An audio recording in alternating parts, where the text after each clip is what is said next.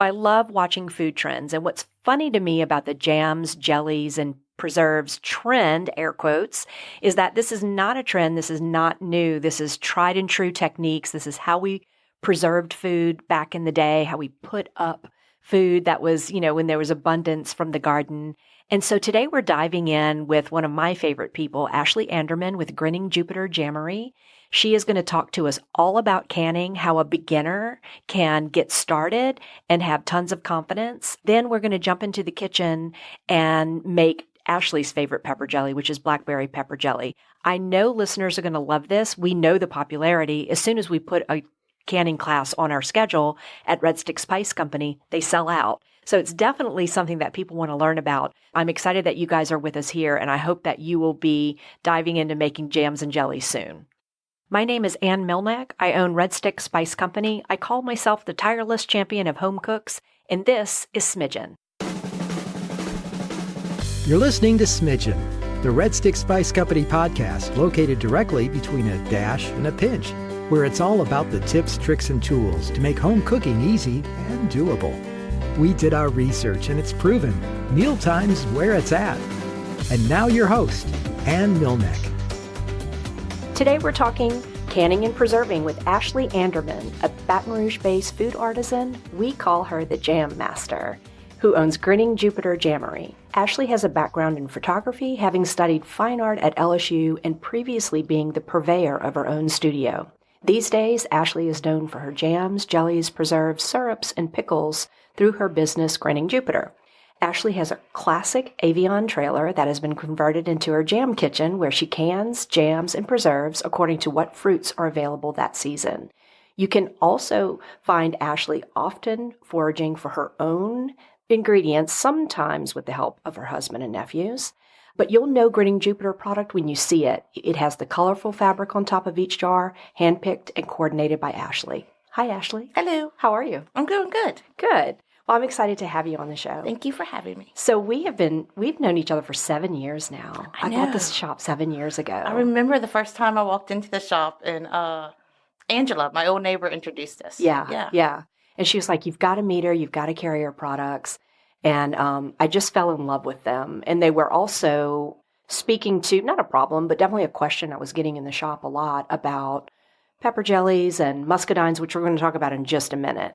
The first thing I want to talk about is this kitchen that you have that you cook out of on your property. And it is an Avion trailer. Yes. And looks a little bit like an Airstream. Yeah. But tell us about the Avion, how that happened, because that's adorable. Well, Avion, I was looking for an Airstream, and I came across the Avion, and it's kind of described. The Airstream would be a Cadillac, the Avion's a Chevrolet. So we found it, and then my husband and my brother both redid it for me and made it into a kitchen. So it was nice to have, hands helping. We gutted it, put new floors in it. Now I just love it. Like, it's my perfect space. I needed to get out of our own kitchen and have a bigger space so I could just work without having too many distractions. So it's your own private place to be creative, but it's also certified. Yes. So what was that conversation with the DHH inspector like when they came to inspect your kitchen and your trailer? It doesn't really have its own category. Okay. So you had to kind of move around and manipulate a few things to make everything fit into that small space. Mm-hmm. So we photographed it a few years back when we did a blog post on you. So we're going to post all those pictures in the show notes for folks to see this, because this is pretty pretty interesting. I color coordinated it with the Bahamas. So It's all their colors of their flag. Okay. I was like, I wanted it to have a feel of just relaxing and calming. And so that's kind of what I did. Yeah. I want to talk today about canning, and it's a big topic. Mm-hmm. And I have some real specific takeaways I want my listeners to walk away with, which I know we're going to get there. Okay. But I am curious what your take is on, because suddenly everything that's old is new again. Mm-hmm. So everyone's super interested in canning. We put jams and jellies classes on the schedule. They sell out very, very quickly. People come in, they're genuinely interested, but also genuinely sort of perplexed over the whole thing.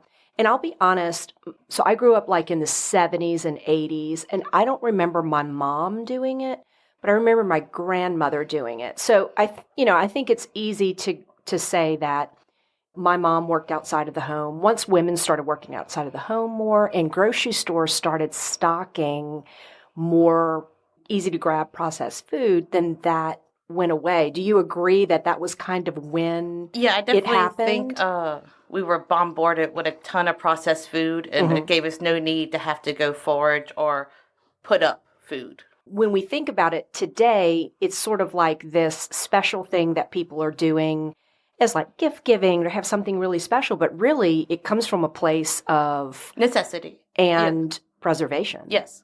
and making use of what was abundant. Yeah, and a lot of people too used to have gardens, and it used to be more accessible to find wild fruit, and you'd have a lot of trees, fig trees, citrus trees around. It's a little harder to find these days. I think the biggest part of it is people are becoming more aware of their food and where it's coming from.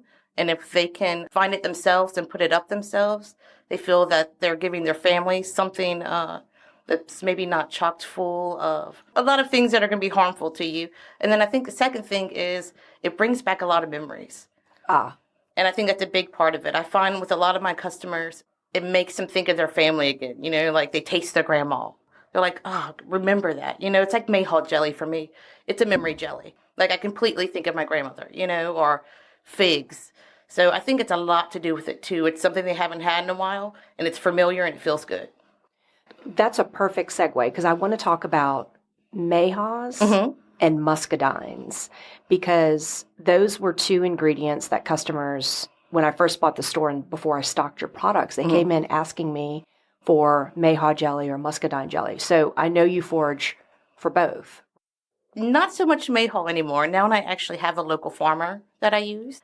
And I have to say, most of the mayhaw foraging, I have to give credit to my husband and my in-laws. Because if I couldn't make it out, we get them from North Louisiana.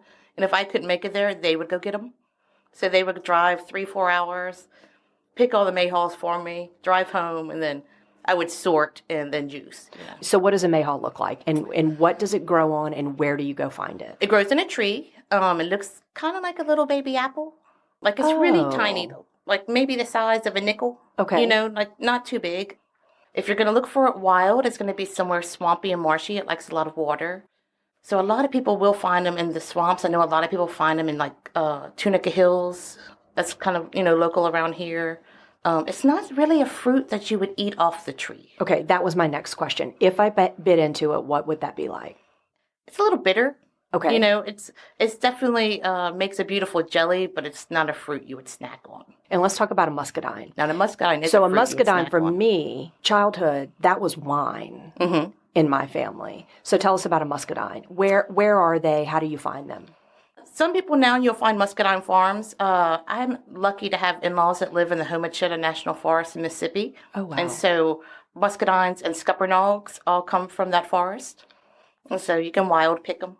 Scuppernongs. Which grows alongside muscadines. It's more of a yellow-green grape.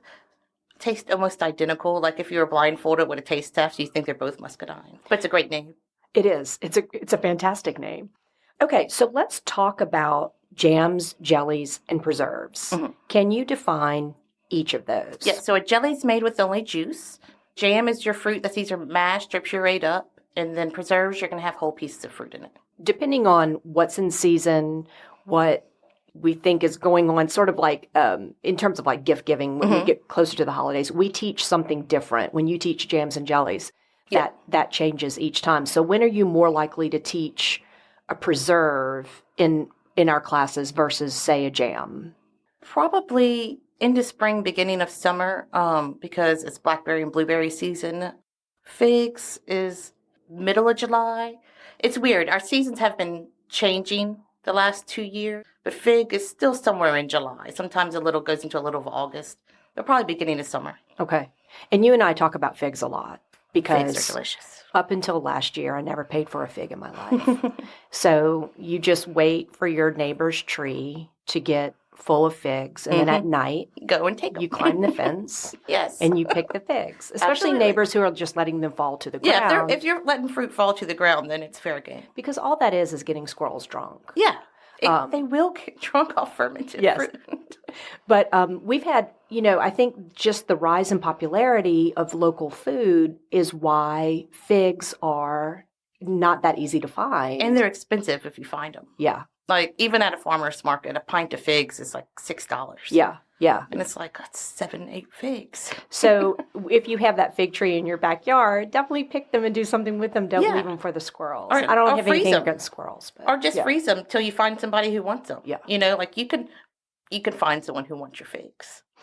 Let's talk about the process of starting a canning project. First of all, when you come in my shop, your instruction is very specific. So I don't like a lot of rules around food. Mm-hmm. I feel like there's a lot of what's right and what's wrong out there in the food world, and I think it factors a lot into why folks aren't cooking. They think they're doing it wrong. Mm-hmm. But when it comes to this technique, the rules very, very much matter because you are then on that line of foodborne illness. Yep. And it's also, too, they matter if you're going to put it away. If you're just making a jar or two that you're going to throw in your fridge or your freezer, you don't have to be as strict with it, but if you're putting it up and giving it to people, you should definitely follow the rules. Okay. You don't have a big library of resource materials that you turn to. You have some very specific texts that you recommend to customers because, and you always talk about, customers always say they make a strawberry jam, and then every single class they say, okay, so I can do this with, another type of fruit. And you always say, make sure you're using a reputable recipe. Yes. So you have just a handful of texts that you refer to. Tell us about what those are. Well, the first book I ever bought was The Introduction to Canning from Ball, which I still use. And that's the brand Ball Jars. Yes. Mm-hmm. So I stick with those quite a bit. And they've got 2 books out now. You'll find a lot of the same information in a lot of books, but they'll differ a little between like types of pectin to use, how long to cook. But I mostly stick with the Ball book. Okay. When it comes to equipment, if someone said, I want to make a few jars of jelly, they probably have equipment in their kitchen that could get them there. Yeah, you don't need to go out and buy anything right away. Unless you become enthusiastic about it and you want to keep doing it, then it's nice to have your own set of canning equipment, but you can find things throughout the house to use. Let's talk about what those key things are before you even start. You need a really big pot. Yeah, right? You need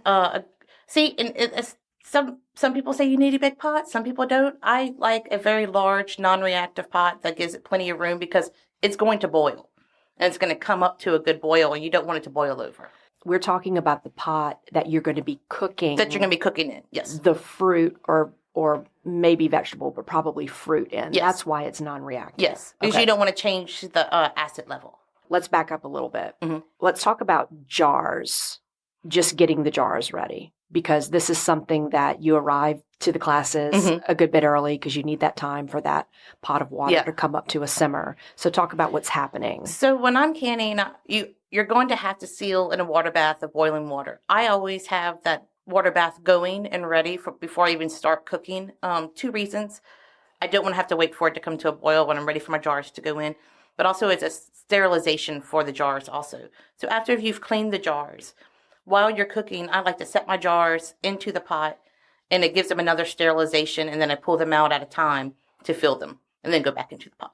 Here we are. We are wanting to do a berry preserve, and we went to antique shops and we bought beautiful vintage jars.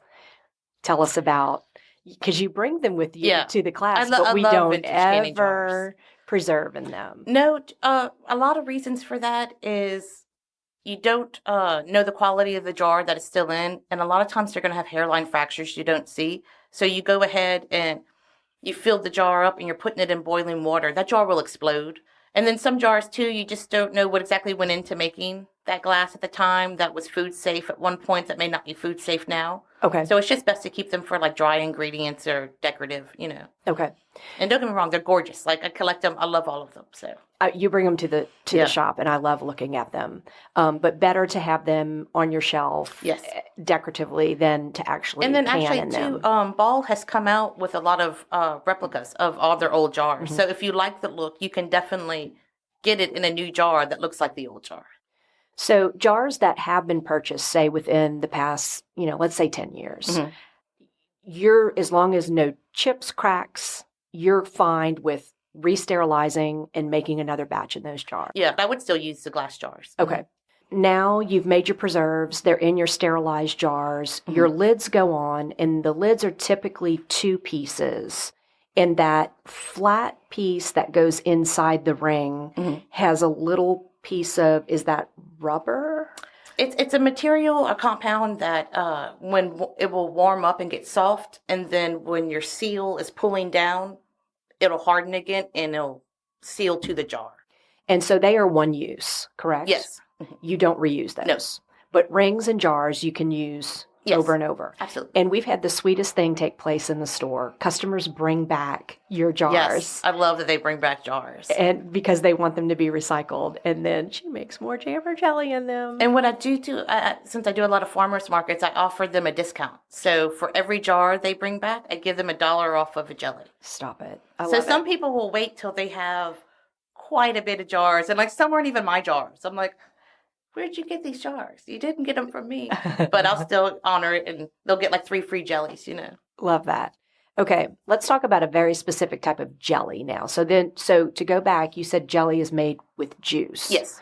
But let's talk about pepper jelly, because at Christmas you can't keep up with the Baton Rouge demand for pepper jelly. Yeah. Let's just talk about Pepper jelly. our voracious appetite for pepper jelly. It goes to go on everything. Talk us through what I would call the basic core pepper jelly that is green. Talk about what goes in there. So basic pepper jelly, my version of a basic pepper jelly is, I've got 2. I've got one that's just straight jalapenos if you just need a little more heat, and the one that's a bell pepper jalapeno mix. Which is where the green is coming from. The green, it is green, but it's more of a swampy green. The green pepper jelly you see in the stores, that's from food coloring. There's no way it comes out that bright. Okay. Yeah, so it's like when I make mint jelly and people look at it, they're like, but it's not bright green. I'm like, because I didn't put food coloring in it. It's more swampy green, which works fine for here. What's happening with the pepper jelly? What's in that pot?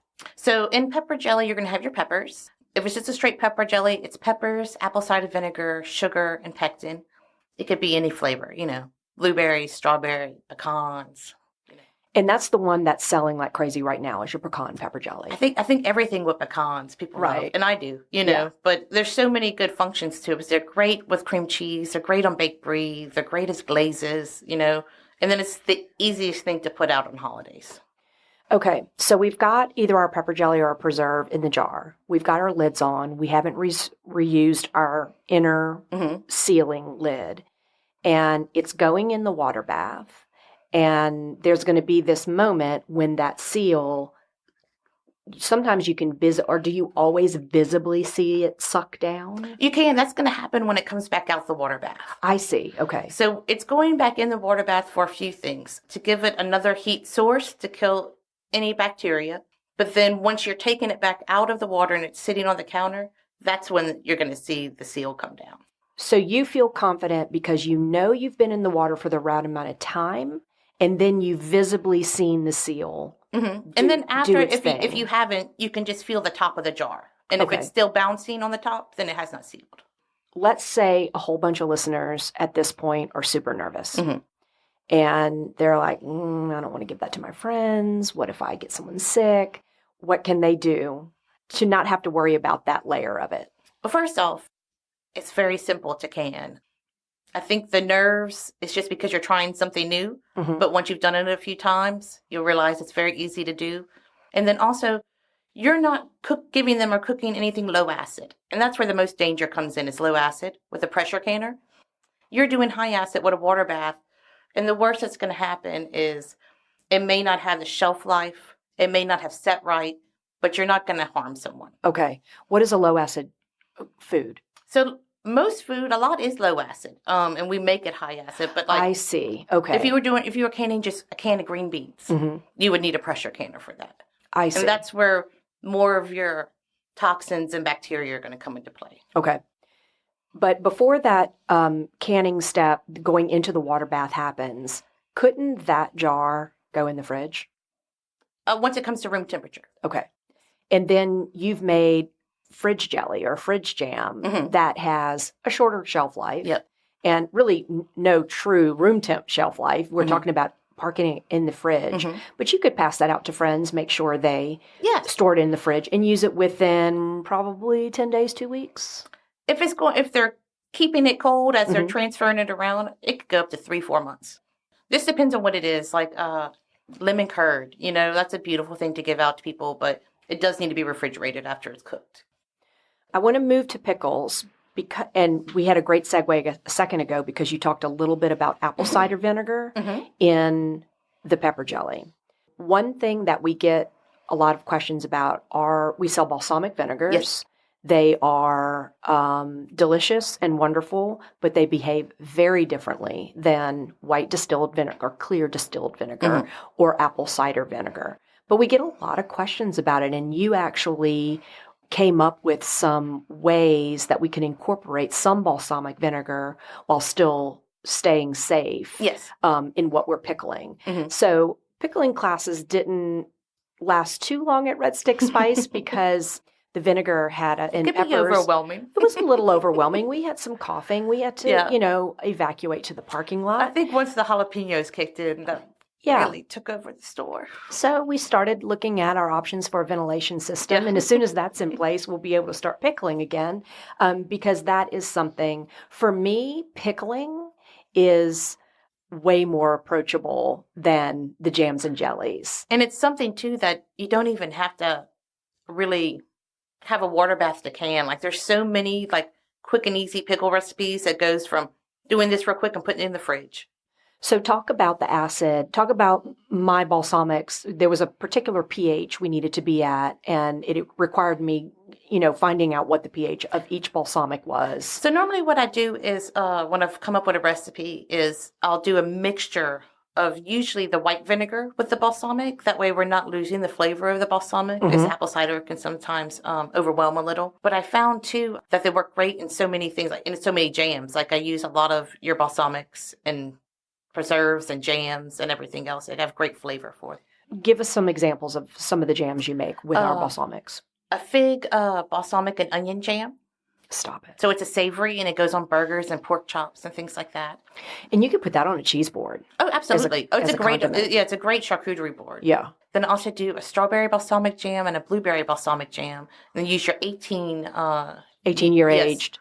And really it just brightens up the flavor of the fruit. Like it's a really intense blueberry flavor, a really intense strawberry flavor. That's interesting. Yeah, it just highlights it. Yeah. Because I only put 2 tablespoons in the whole batch, Okay, let's go back to pickling. So when you do traditional pickling, let's say you're making a bread and butter. First of all, what is a bread and butter pickle? It's a sweet and oniony pickle. What do you sell the most of when you do pickling? I do a pretty good even amount between bread and butters and dill and spicy dill. Does the difference between the two come with the ingredients that's in the brine, or is it the pickling spice? Well, first, I only brine the bread and butters. I brine those for around 24 hours. And that's a mixture of pickling salt, onions, and garlic, and cucumbers. Okay. And they sit in the fridge with ice over them. But that's a hot pack pickle, and a dill is a cold pack pickle. So we've got to go over all of that. Because I thought the brine was the hot liquid, the vinegar and a little bit of sugar and salt that you pour over the vegetables. Yes, in a cold pack it is the brine. But in my in the bread and butters, once they've sat that way for a while and they've made their own liquid, then you drain it, and then you have another brine that's got your vinegar, your turmeric, your celery seed, mustard seed, and then those all go in together and get cooked.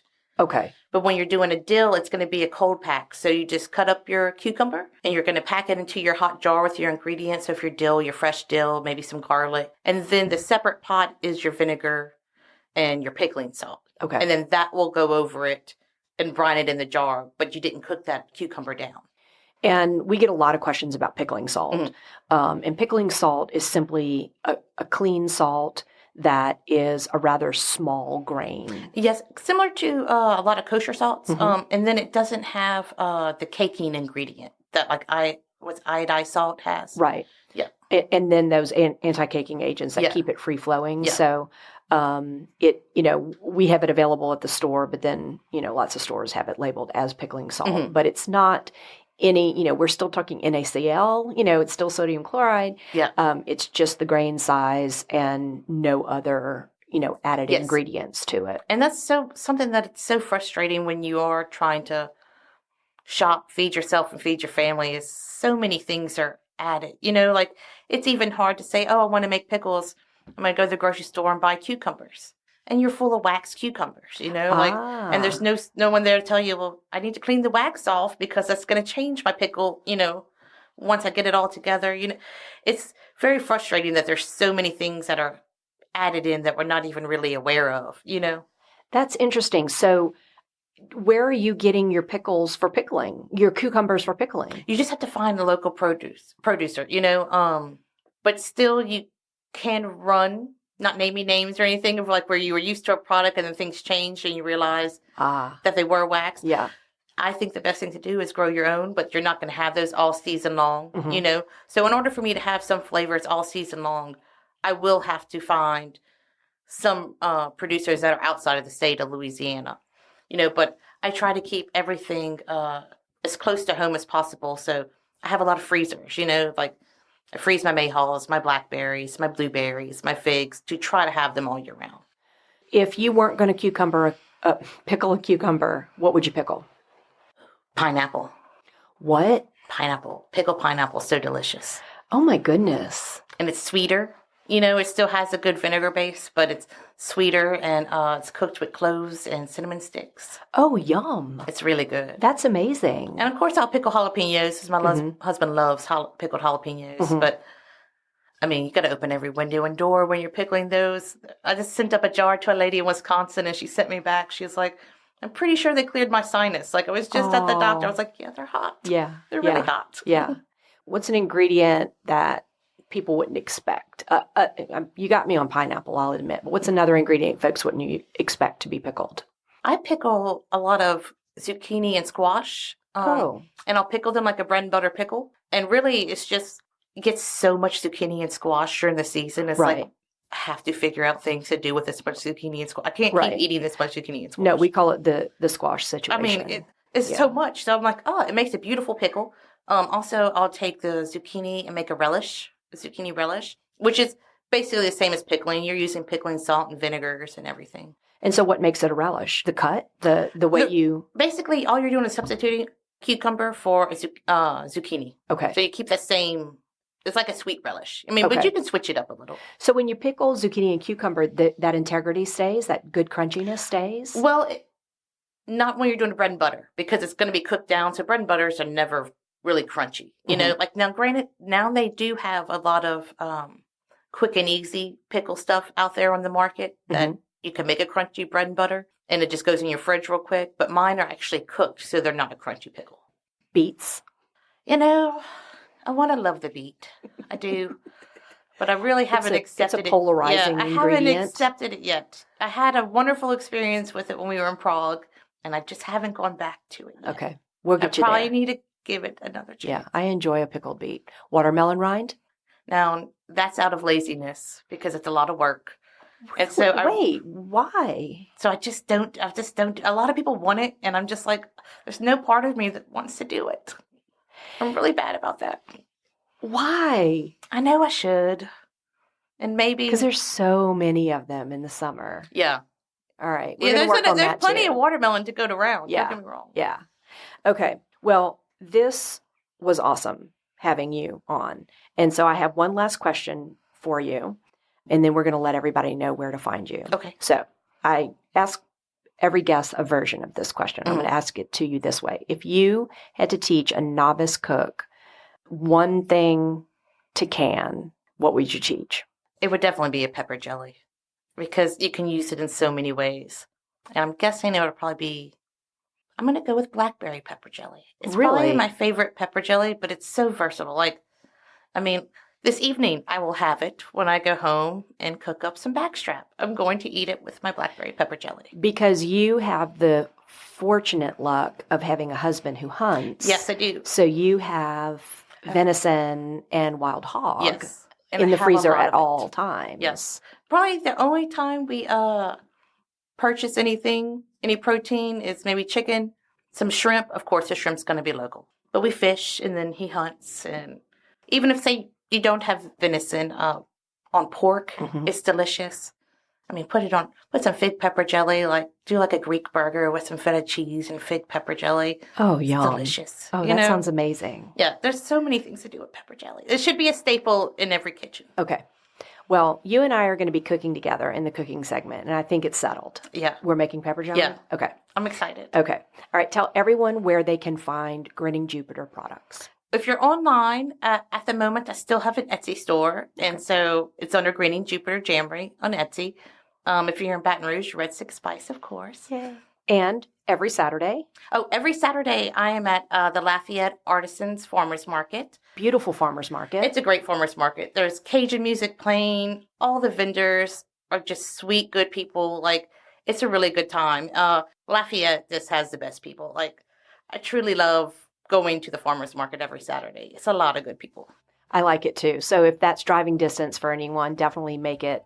And of course, if put it it's on your Lafayette, list. they're going to have something else going on too. There will be Right. another festival or somewhere else something you can do in the afternoon. Right. Yeah. Well, this was fun. Thank you, Ashley. Yes, thank you for having me. Talking with Ashley is one of my favorite things, and I'm super excited that I get to cook with her soon. We were talking about she uses a lot of our balsamics in her jams and jellies. Following those formulas really specifically are important.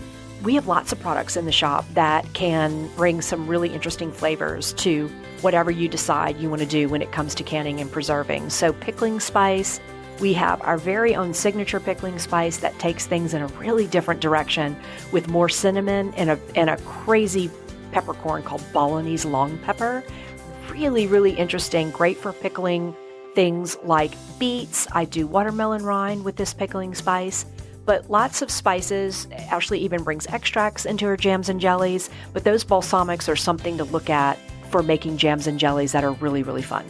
So we're going to list off our favorite items to use when it comes to preserving. We're going to list those off in our show notes. But right now we're heading to the kitchen with Ashley and we are making some pepper jelly. The cream cheese and Ritz crackers are ready. So check out those products that we recommend for preserving and also be sure to use the code Smidgen15 at checkout. Enter that promotional code and you'll save 15% on your entire purchase.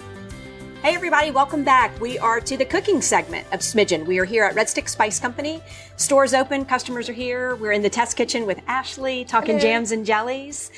So we're going to make Ashley's favorite, blackberry pepper jelly. Yes, blackberry pepper jelly. So we've already got some things rolling. Yep. So explain what is going on in this scarily rolling, boiling pot here. So this is our actual canner, and right now it's boiling, and we actually have our jars in here, and we're giving them a little more sterilization. You need to clean your jars with a hot soapy water before we even start, which you've already done, and your jar needs to be nice and warm to receive the warm liquid, so you're not having any crackage in the jar. So basically, I like a second sterilization. I keep them in the whole time I'm cooking, so they're boiling in there, and they'll be hot and ready for when we need them. Okay, so that's actually an added layer for you in terms of safety? Yeah, it's safety, and then it's just easy. They're already there, ready to go. I don't have to go from taking them, putting them in the pot to get hot again. It's already ready to go. Got it. Okay, so we've done a little bit of prep.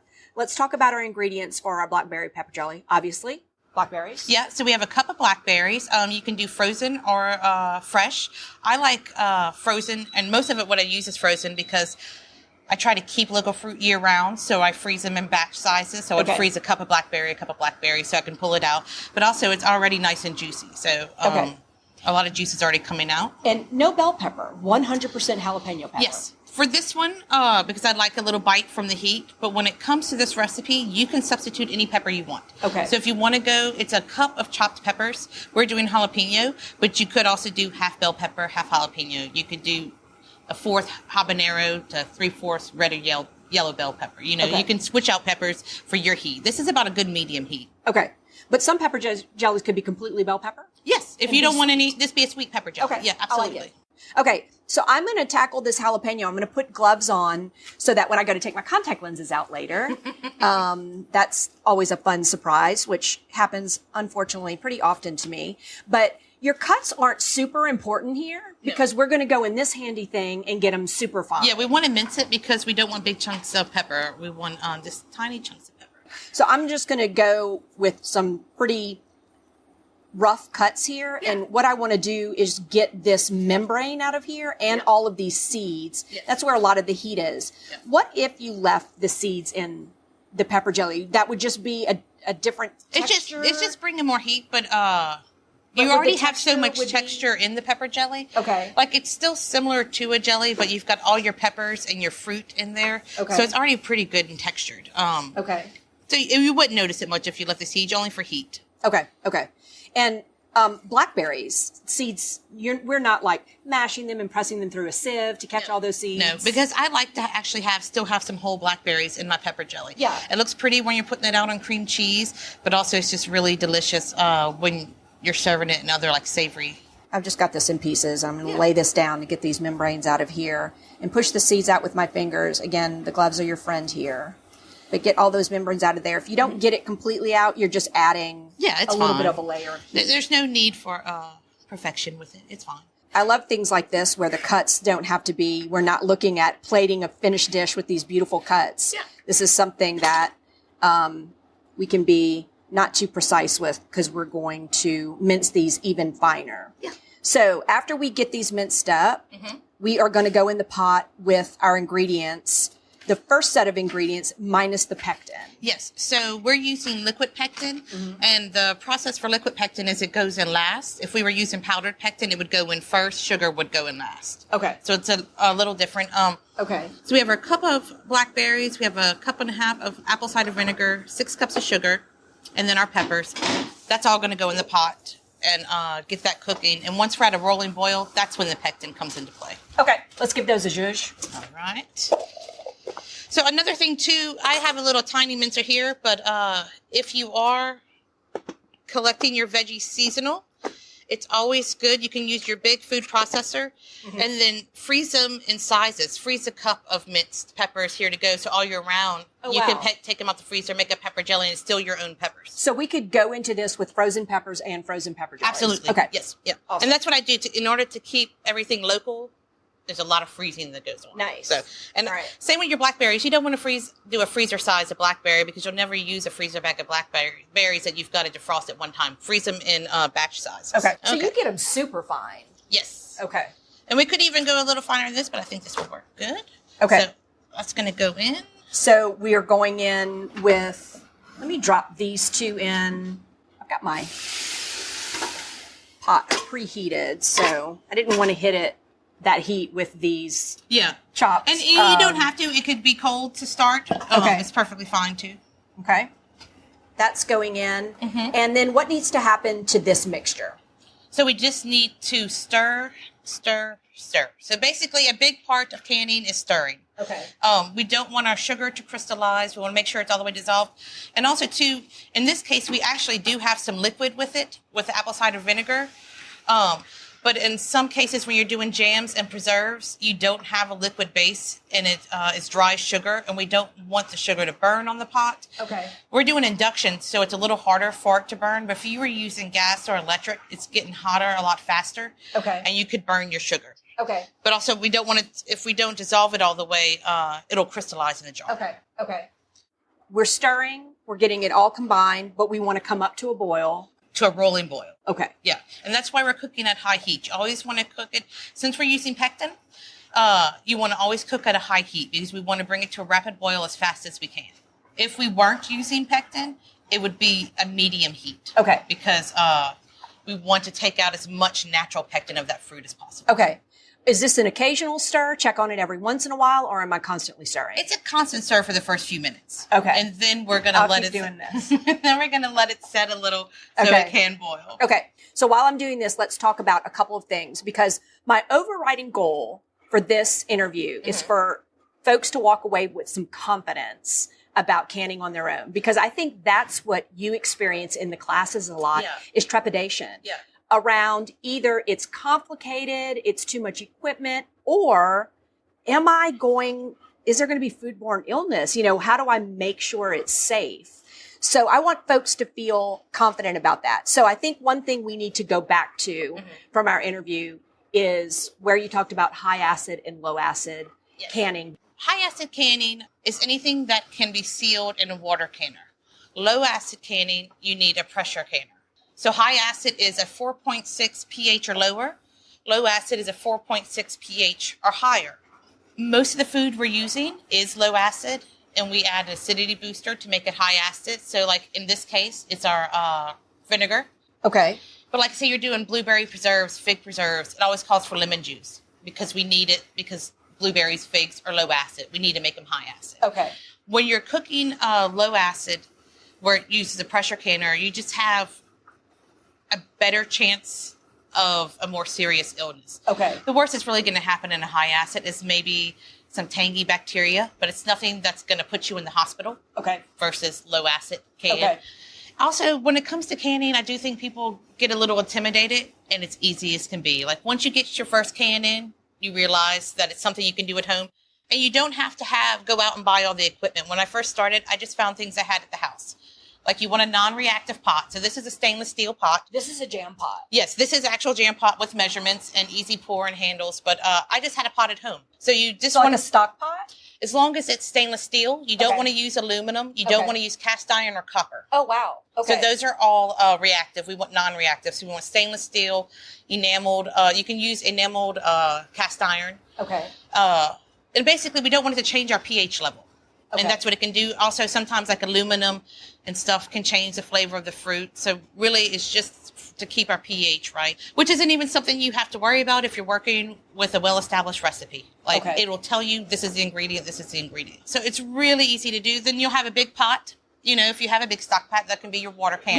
Yeah, it looks a lot like gumbo pots that people in South Louisiana And you need to have a rack inserted so the jars aren't sitting on the bottom. And like when I first started, I used, I can never remember the name, the little flower that opens up that... that is a $3 steamer. Yes, that's what I used. I put it on the bottom of the pot. It opens up like a lotus? Yeah, like a lotus, yes. And just let the jars, you have to balance it, but just let the jar sit there. I just found things around my house. Okay. It was probably a year or so into it before I started getting specific equipment. I have not stopped stirring, and it's starting to pull as I move the spoon. So definitely some things are getting thicker.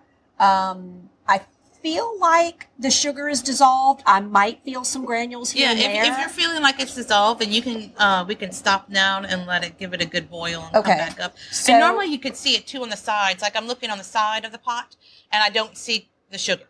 And normally you could still see it, like as you're stirring it coming up on the side of the pot, you'd still see the granulation of sugars, and it looks like you're good. Okay. Yeah. It smells wonderful. And pepper jelly, like I said, having that extra liquid doesn't take it as long to dissolve the sugar.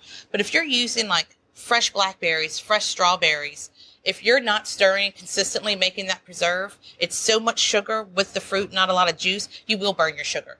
You got to keep on going. Okay. And that's what's nice about the wooden spoons. It's almost like a roux spoon, like where you can scrape the bottom and scrape the bottom. Yeah, that's helping you get in the corners. Yes. Those angles there. Okay, I feel like everything is dissolved. I'm going to tend to this every once in a while, but what we need now is a boil. Yes. A boil for how long? We need it to come up to a rapid boil for 1 minute, and then we will put our liquid pectin in, and then stirring till it comes back up to the boil again, which probably takes about a minute and a half. Let that boil hard for 1 minute, and then we shut it off, take it off the heat, and it's ready to go in the jars. Okay. We've got some bubbles. I feel like we're going to be at our rapid boil here shortly. So we have been boiling. Yes. And we're ready to go in with pectin. Yes. So as we have it, we need to keep it up at a high boil. We want it up high? Yeah. Okay. So what we're using, this is Sure Gel Certo liquid pectin. You have all different types of pectin out there. This is a liquid. They also have powders, sugar-free, certain pectins that you mix with sugar, citric acid, all kinds of stuff. But we're using these packets. They're already pre-measured. If we were just doing a regular pepper jelly without blackberry, it would only take 1 packet. But since we have blackberries, it's going to take 2. So all we'll do is cut these guys and then put them into the pot. Okay, so back in the day when there wasn't a national brand pectin available, what were we using? And you want to squeeze the whole bag. Okay. So basically, it just took a lot longer to make a jam or a jelly because you want to pull the natural pectin out. Okay. And some fruits have more pectin than others. So like what? If you were using apples, crab apples, pears, mangoes, they all have an abundance of pectin. Okay. So that doesn't have such a big cook time. And we're just going to stir until we come back to a boil. Okay. But then like strawberries, they don't have a lot of pectin in them. So you almost want to pick right before they're ripe. Where you still have like a little white on the strawberry. You don't want an overly ripe fruit. It's going to be hard to pull the pectin out of it. Okay. So really it's just a lot of cooking. And it's mostly done at a medium heat for quite a while till it thickens up. Okay. And so this is just a quicker way. And it's actually, this pectin, it comes from apples and pears and stuff. I see. So it's perfectly fine. It's not like gelatin. It's not like a gelatin. This is all plant-based. We're boiling. So we need 1 minute? Yes, so we're just going to stir for 1 minute. And stir? Yeah. So what's happening is the sugar and the pectin have a relationship that's going to bind it to set.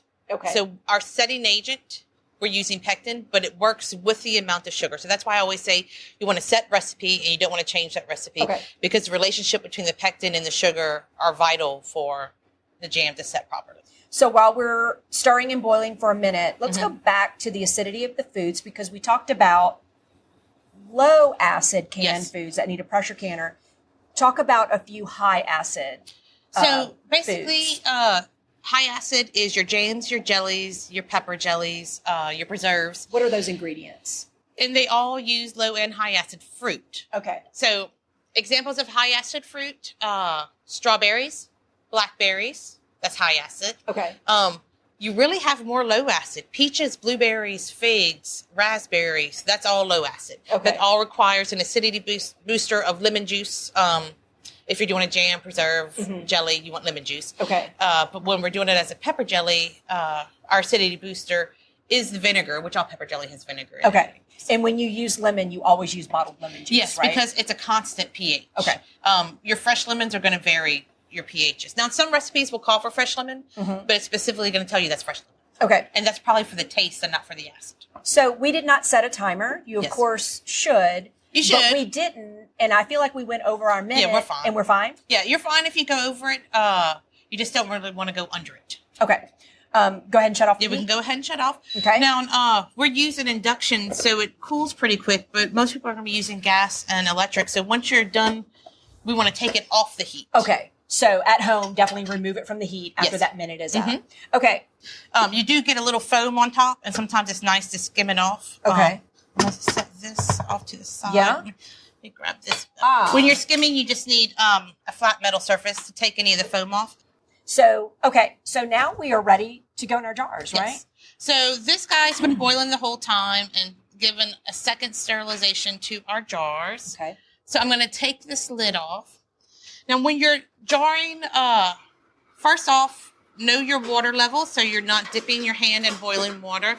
This little tong right here, if you were to buy a jam set, let's say these things all pretty much will go together in that set.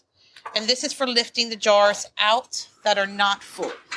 So that comes in a jam set? Yes. Those look like hot dog tongs to me. I think the first ones I used were for baby bottles. Okay. Like boiling and sterilizing baby bottles. Okay. But now this is part of it. Okay. So we're taking out our hot jar. And a quick little tip too, when you're putting these in, always put them into the side and not straight down so you're not popping boiling water on you. Everything is really hot. You have a chance of burning yourself. So it's always good to be careful. Okay. Okay. So then we're going to go in and we have our funnel. And what I like to do, since we only have a cup of blackberries, I always give it a little stir. Ladle. I always give it a little stir so we get a few blackberries in each one. Oh, okay. Okay. And then this, it's a 1/4 of an inch headspace on it. And a way to measure headspace is this little guy that comes with the set. And the first notch is a 1/4 of an inch. But a good rule of thumb is the top band right here of your jar is pretty much a 1/4 of an inch. Okay. So you can just use that as your measurement. Okay. And we're going to go one at a time.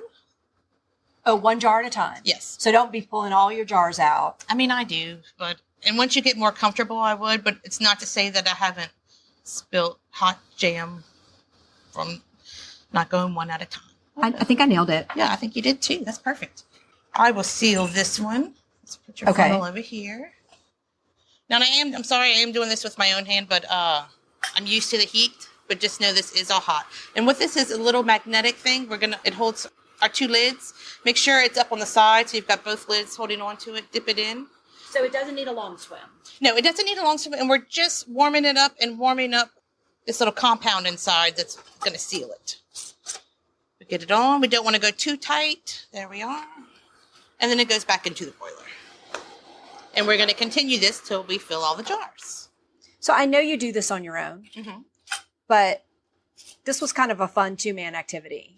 Yeah. So I see a family in a kitchen on an afternoon getting together to do this. What's interesting, what kind of started it all back up was my parents bought some property, and we had wild blackberries and we had a peach tree. So me and my mom went back to canning, reteaching ourselves canning. So that's kind of where I started back up with canning. But what's really nice is I have quite a few nieces and nephews, and a good number of my nephews all know how to can. Mm-hmm. They've all, especially the 2 youngest, I say youngest, they're 14 now. They'll go picking with me. They've seen the evolution of the jam business. Yeah. But they all love it. Like, they'll argue over their pepper jellies. My 2 of my nephews, Jackson and Jordan, they each made their own batch. And later that afternoon, my sister called to tell me there was a fight in the kitchen because somebody's eating somebody else's pepper jelly. Because they both made their own pepper jellies. Oh, wow. So do they love jelly, or are they budding entrepreneurs? It's a little bit of both. They expect to be paid through all of it. They like the knowledge, but they also like, some cash in hand, too. Even though I guess it's technically my business, it's really a family affair. Yeah. I have help from, my husband, my brother making my kitchen, to my nephews help cooking, to my mother-in-law helping cut fabric, to making boxes. Yeah. I'm definitely lucky to have a very supportive family when it comes to it. Help me out with the count here. Where are we? You clearly knew exactly what this batch was going to make. Every now and again, it'll surprise me. Mm-hmm. But now you can probably just pour that straight in. That'll probably work.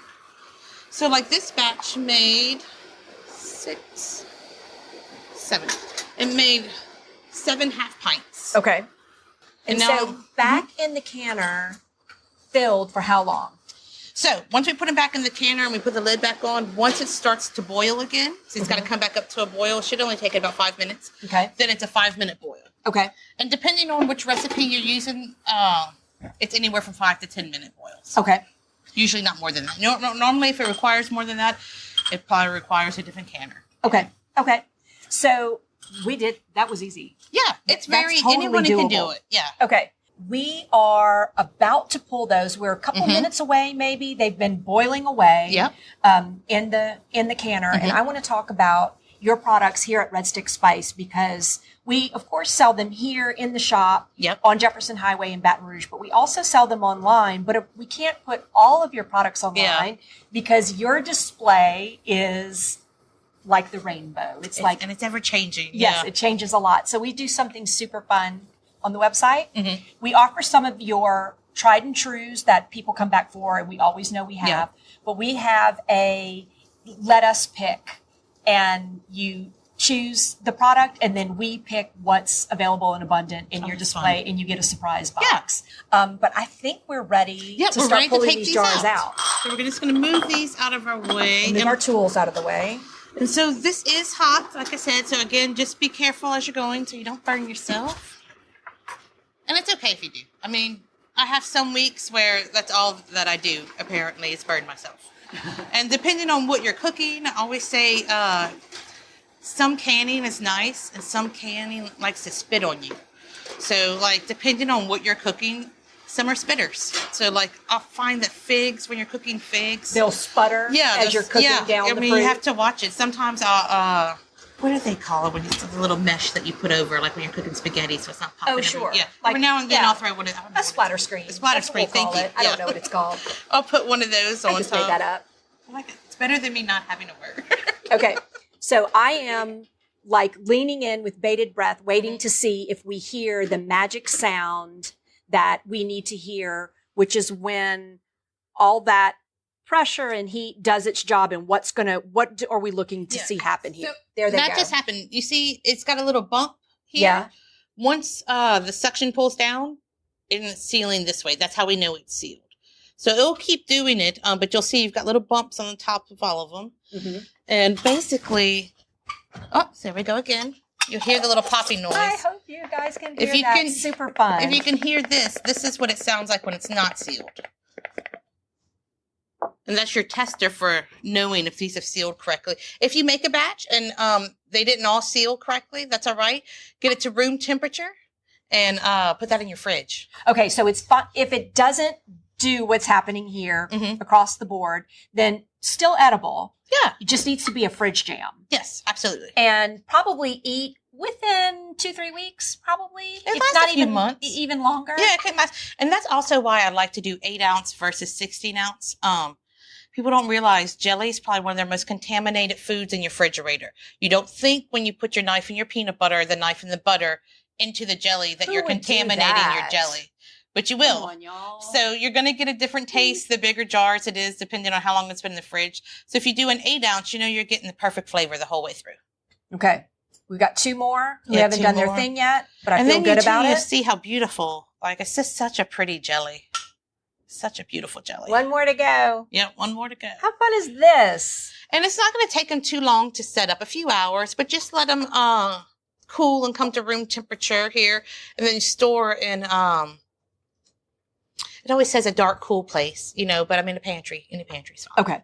Yeah. But We don't all have cellars, like food cellars and stuff, so pantry's fine. Totally shelf stable. Yes. And how about giftable?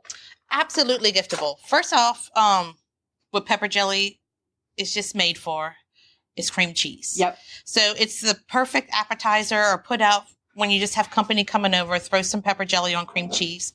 And what I like, I'm going to be a little biased here and say what I like about my pepper jelly is I consider it a softer set.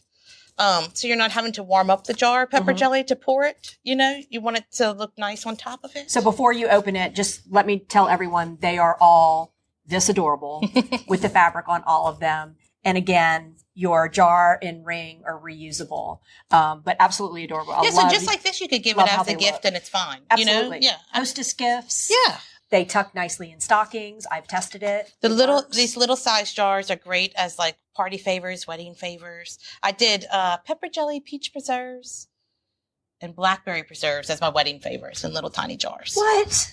Now you will have to watch your guests to try to take one of every flavor instead of just one jar.